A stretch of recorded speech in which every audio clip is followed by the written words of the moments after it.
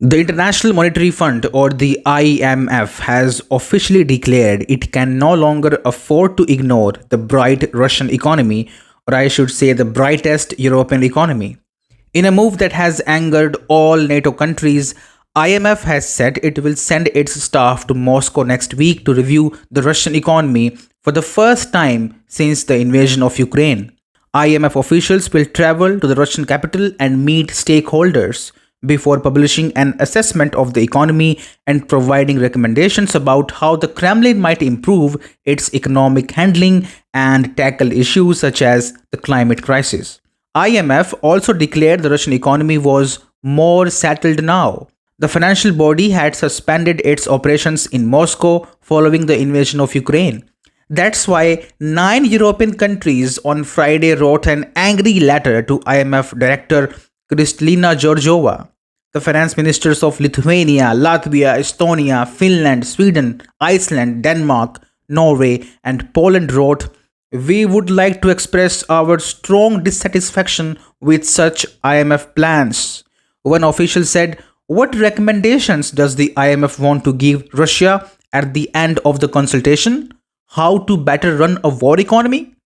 A thinker from Chatham House said in a blog post, "Inevitably, therefore, IMF officials in making the trip to Moscow will be helping Russia improve its economy, and by so doing will be leaving themselves open to being accused of helping Russia in the conduct of the war against Ukraine." But IMF understands that Russian economy is critical for the global economy. Russian oil and gas are widely consumed in Europe, India, and China.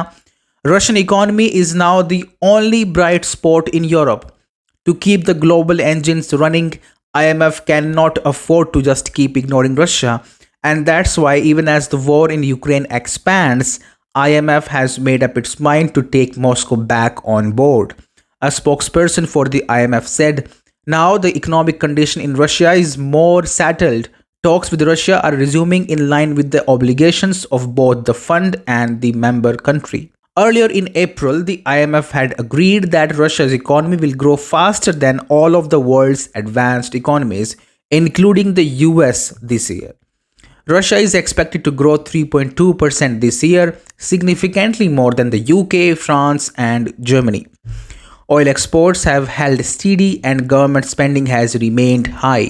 Despite the Kremlin being sanctioned over its invasion of Ukraine, the IMF had increased its January predictions for the Russian economy. Away from Russia, the IMF downgraded its forecasts across Europe and for the UK this year, predicting 0.5% growth.